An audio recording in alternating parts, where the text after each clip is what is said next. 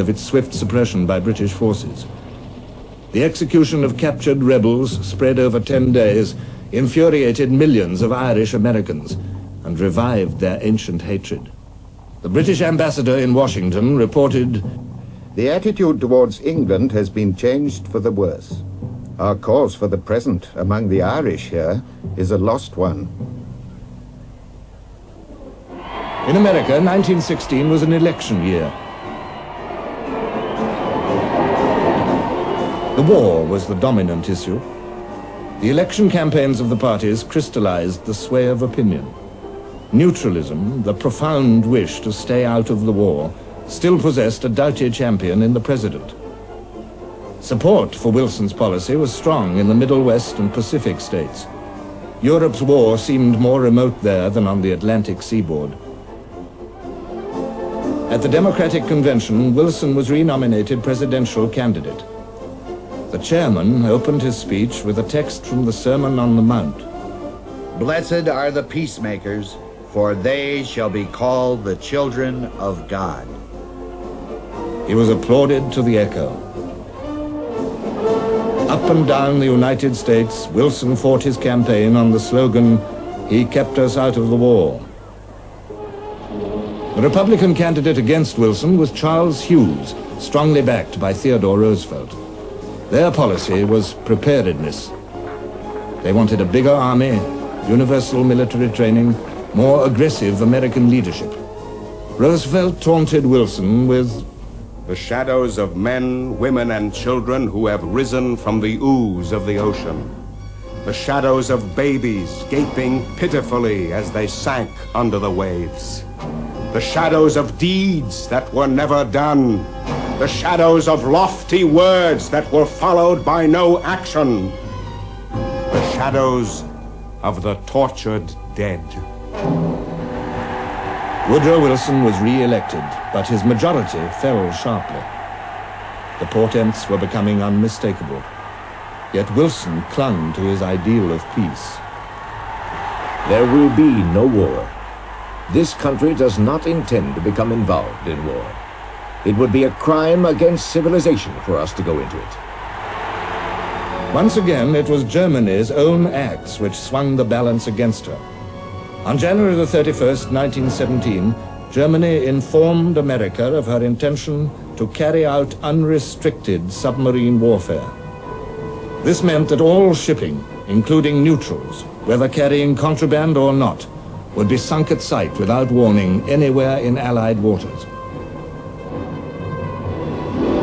Stage by stage, President Wilson's campus ideals were being battered down by war reality.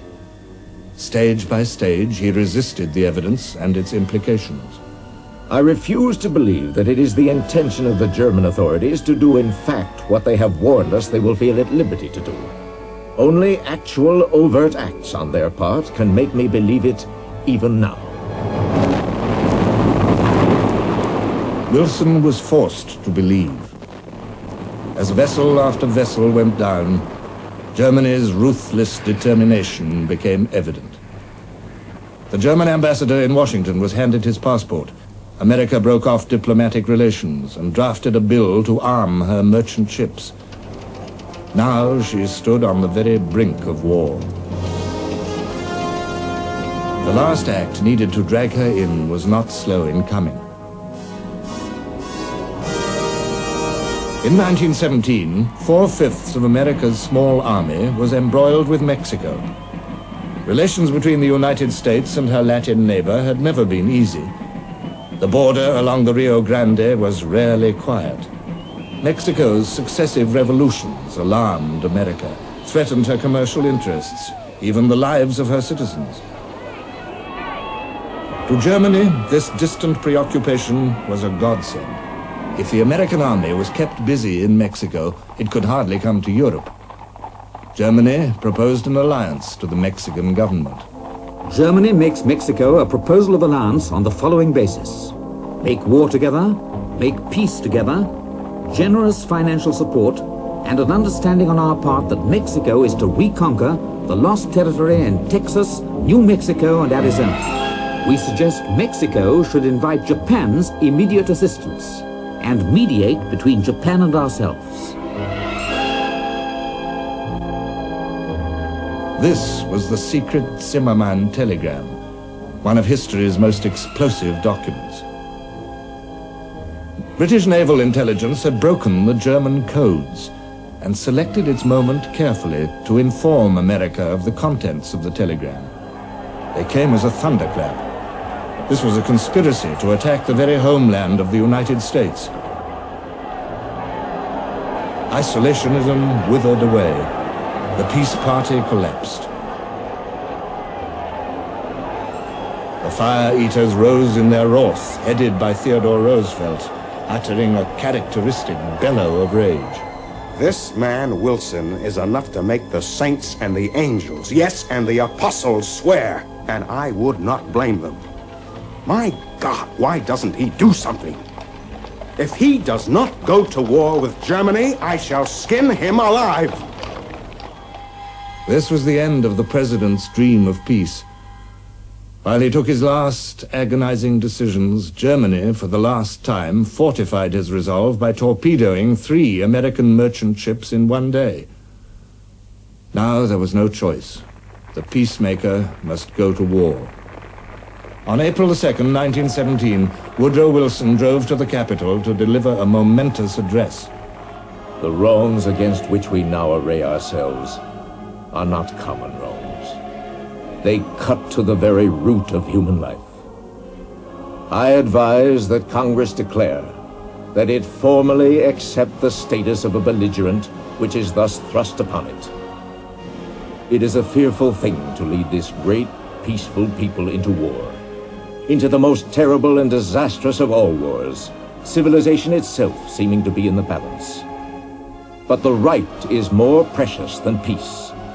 The world must be made safe for democracy.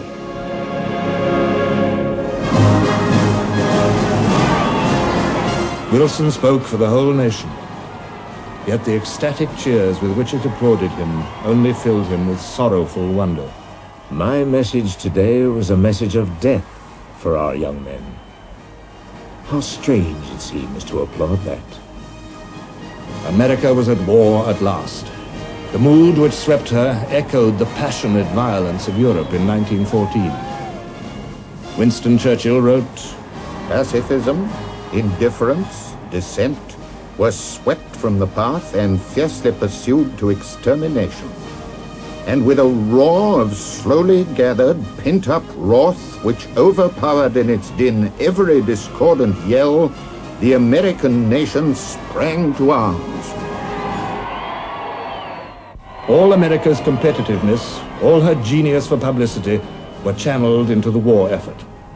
The first war loan was oversubscribed by 50%. Anti-German feeling ran riot. Wagner's music was banned. Dachshunds were stoned. Sauerkraut was rechristened Liberty Cabbage, and Potsdam, Missouri, hurriedly changed its name to Pershing.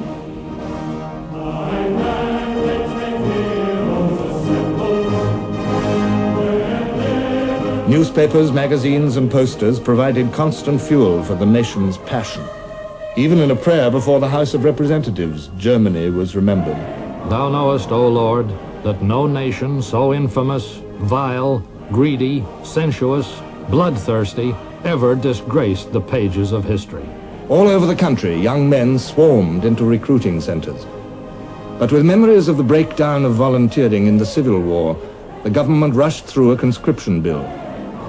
Every male between 21 and 30 had to register for military service. Only 4% of the 10 million available failed to do so. 680,000 were selected by ballot for the first draft, the most America could possibly equip and train at once.